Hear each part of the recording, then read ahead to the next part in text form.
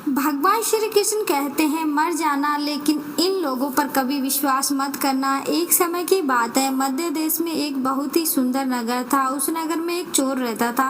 वह छोटी मोटी चोरी करके अपने परिवार का पालन पोषण करता था, लेकिन उस चोर के धन से उसके परिवार का पूरे तरीके से खर्च नहीं चलता था। एक दिन उसने सोचा कि पाप तो पाप होता है, चाहे छोटा हो या बड़ा। मैं चाहे छोटी चोरी करूं या बड़ी करूंगा तो चोर ही पकड़े जाने पर दंड तो मुझे उतना ही मिलेगा, तो क्यों ना मैं बड़ी चोरी करूं। ऐसा निश्चय करके उसने इस नगर के राजा के खजाने को लूटने की योजना बनाई। हर रात होने पर वह राजमहल में घुस गया और किसी तरह जहां राजा का खजाना था वहां पहुंच गया। और वहां पहुंचकर उसने देखा कि खजाने में कई सैनिक पहरा लगा रहे थे। सख्त पहरा देखकर चोर को लगा कि उसकी आंखों में धूल झोंकना बहुत कठिन काम है, और सोचने लगा यहाँ तो साक्षात काल पहरा दे रहा है। अगर मैंने चोरी करने की कोशिश की तो जीवित नहीं बचूंगा।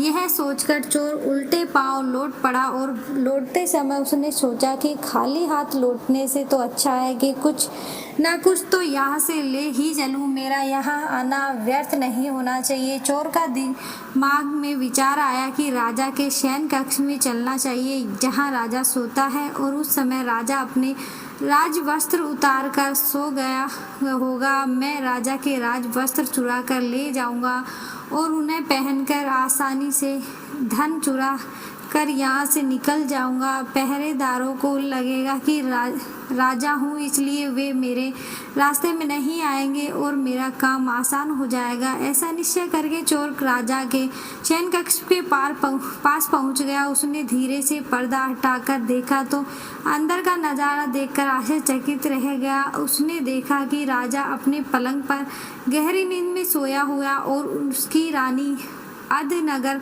व्यवस्था में पलंग पर बैठी हुई थी। रानी को जागता हुआ देखकर चोर के हाथ पैर फूल गए और वह एक तरफ दीवार से सटकर खड़ा हो गया और रानी के सो जाने का इंतजार करने लगा। थोड़ी देर बाद फिर उसने पर्दा हटाकर देखा कि रानी सोई या नहीं, क्योंकि रानी सोए तो राजा के वस्त्र चुराए जाए।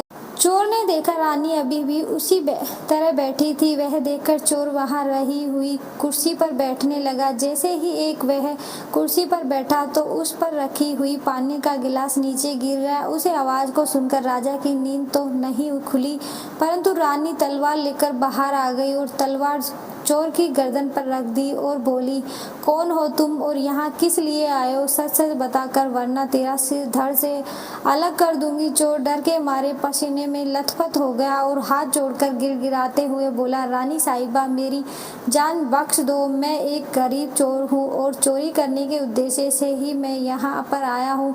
छोटी मोटी चोरी करके अपने परिवार का पालन पोषण करता हूँ। आप मुझे मार दोगी तो मेरे बच्चे अनाथ हो जाएंगे। मैं वचन देता हूँ कि इस बार मुझे छोड़ दो। मैं कभी दोबारा राजमहल की तरफ मुड़कर नहीं देखूंगा। मेरे छोटे छोटे बच्चे पर रहम करो। रानी को उस पर दया आई और उसने कहा, सुनो, मैं तुम्हें एक शर्त पर छोड़ सकती हूँ। मैं इस समय काम से पीड़ित हूँ। यदि तुम मेरे साथ समागम करो तो मैं तुम्हें यहाँ से जाने दूंगी, वरना एक ही झटके में तुम्हारा सिर काट दूंगी। रानी की यह अनोखी शर्त सुनकर चोर और भी ज्यादा घबरा गया और कहने लगा, रानी साहिबा, यह आप क्या कह रही हो? मैं तो एक चोर हूँ और आप इतने बड़े राज्य की महारानी। मेरी क्या औकात जो मैं तुम्हारे साथ ऐसा करूँ?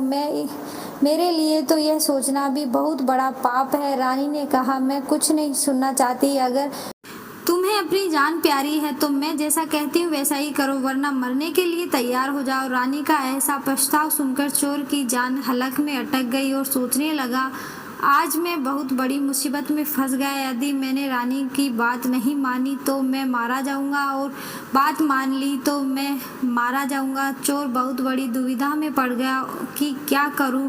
आखिरकार उसने रानी के साथ समागम करने की बात को स्वीकार कर लिया और बोला, रानी साहिबा, मुझे 5 मिनट का समय दे दो। मुझे बहुत जोर से लघु शंका लगी है। पहले मुझे लघु शंका से निवृत्त होने दो।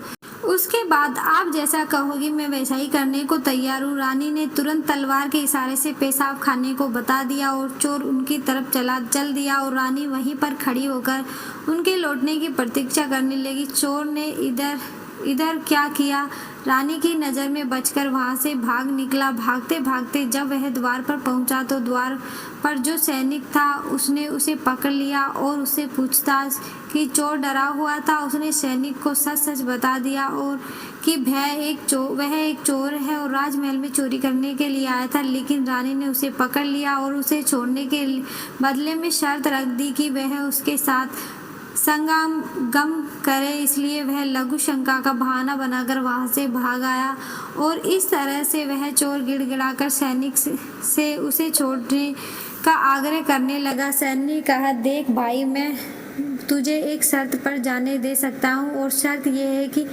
तुम्हें पुनः रानी के पास लौट कर जाना होगा और रानी से कहना होगा कि मैं तुम्हारे साथ संगमम करने के लिए तैयार हूँ, किंतु उससे पहले तुम्हें अपने हाथ से राजा को मारना होगा। सैनिक की यह शर्त और भी ज़्यादा कठिन थी।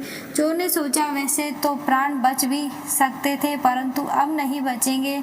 अगर रानी से यह बात कही तो रानी मेरा सिर काट देगी और चोर को चारों तरफ मौत ही मौत दिखाई दे रही थी। अब मजबूर होकर चोर वापस सती के पास गया और बोला, रानी साहिबा, मैं तुम्हारे साथ संगमम करूँगा, लेकिन मुझे एक बात का डर है। उस समय राजा साहब नींद से जाग गए तो ना तुम बचोगी और ना मैं। राजा साहब हम दोनों को मार डालेंगे, इसलिए तुम्हें एक काम करना होगा।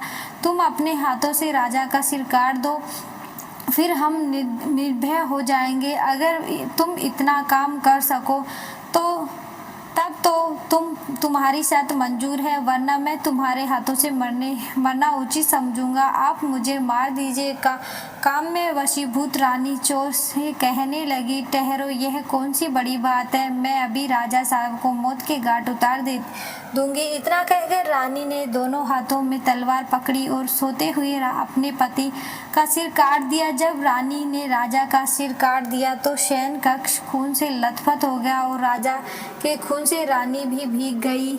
वह भयंकर मंजर देखकर रानी बेहोश होकर गिर पड़ी और उसी समय चोर वहां से फरार हो गया।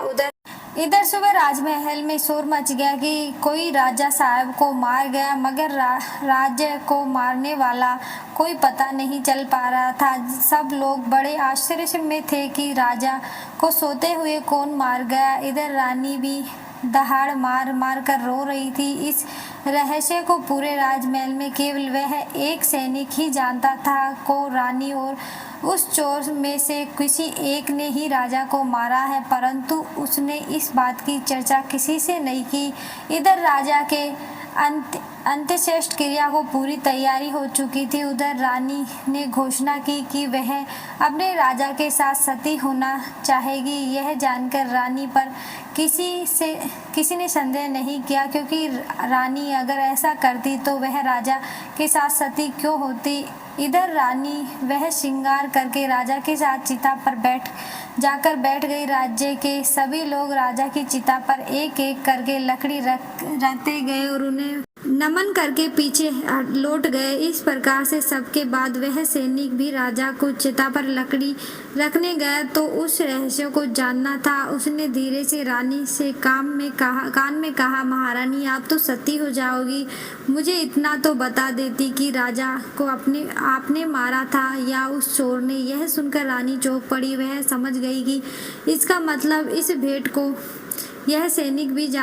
को यह सैनिक भी जानता है। रानी ने कहा, सुनो, राजा को ना तो मैंने मारा ना उस चोर ने, मगर तुम्हें यह जानना है कि राजा को किसने मारा। तो तुम नगर के बाहर उत्तर दिशा में जो जंगल है उसमें चले जाओ, वहाँ कुटिया में एक बुढ़िया रहती, वह तुम्हें इस रहस्य को जरूर बता देगी। सैनिक को यह रहस्य जानना था, इसलिए वह अगले ही दिन रानी के बताए अनुसार जंगल में चला गया। जंगल में पहुंचने पर उसे वह कुटिया दिखाई दी जिसमें वो बुढ़िया रहती। सैनिक ने उस बुढ़िया के पैर पकड़कर बोला, माँ जी, मैं एक रहस्य जानने के लिए आपके पास आया हूँ। राजा साहब की हत्या किसने की?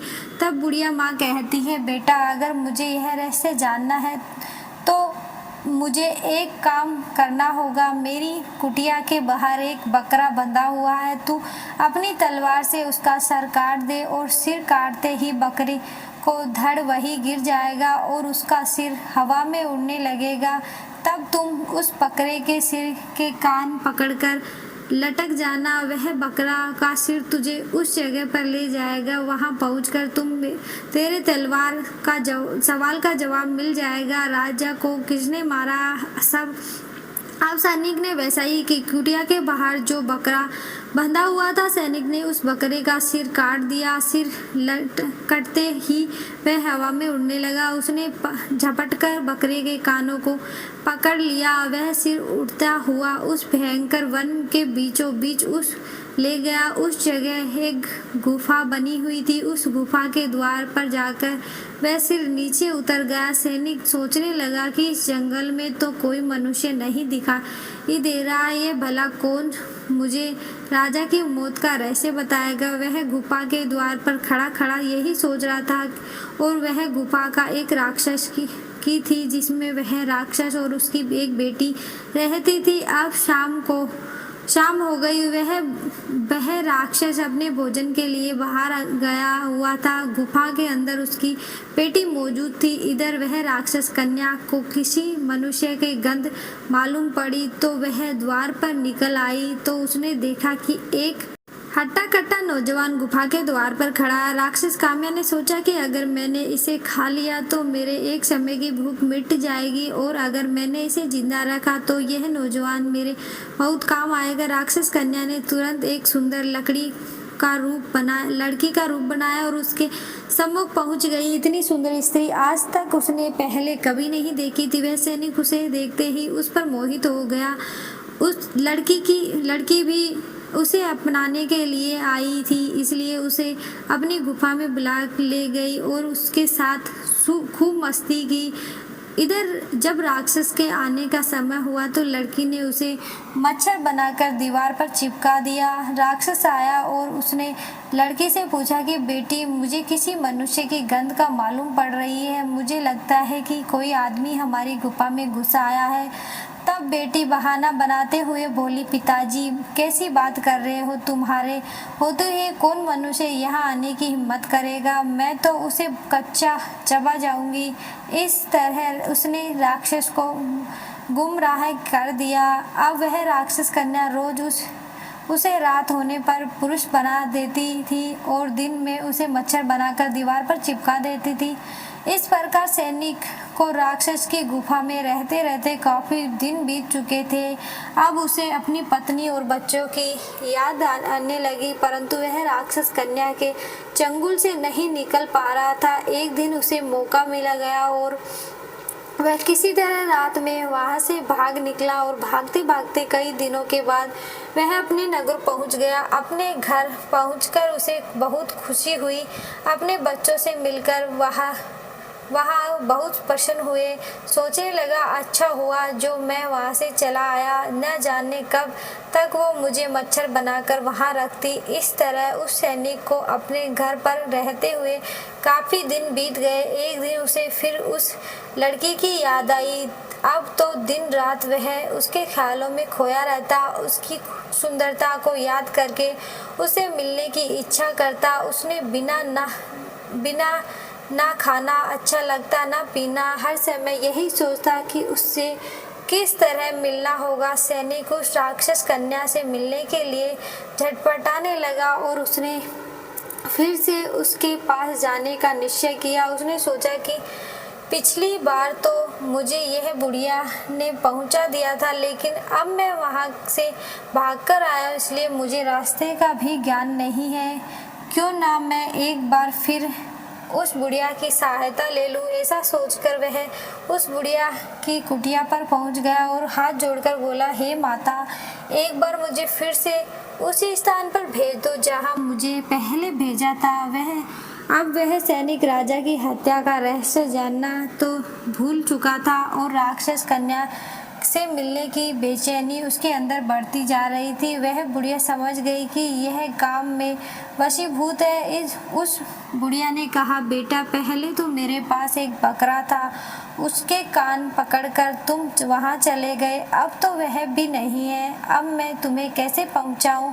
तब सैनिक ने कहा, हे माता, तुम्हारा जीवन भर ऋणी रहूंगा, एक बार उस लड़की से मुझे मिला दो। बुढ़िया ने कहा, बेटा मैं तुझे मिला तो दूंगी, पर उसके लिए तुझे अपने बेटे को मेरे पास लाना होगा। सैनिक बोला, यह कौन सी बड़ी बात है? इतना कहकर सैनिक अपने बेटे को बुला कर ले आया। बुढ़िया ने कहा, बेटा जिस तरह तुमने बकरे का सिर काटा था, उसी तरह तुम अपने बेटे का सिर भी काट देना, फिर उसी तरह उसका सिर भी हवा में उड़ने लगेगा। तुम इसका सिर पकड़ लेना और यह तुम्हें उसी स्थान पर पहुंचा देगा। काम में वशीभूत वह सैनिक अपने बेटे का सिर काटने के लिए तैयार हो गया। उसने जैसे ही तलवार लेकर बेटे का सिर काटना चाहा, तब उस बुढ़िया ने उसका हाथ पकड़ लिया और कहने लगी, ठहरो, यही तुम्हारे प्रश्न का जवाब है, चाहे कितने ही सगे हो। इन तीनों पर कभी भी विश्वास नहीं करना चाहिए।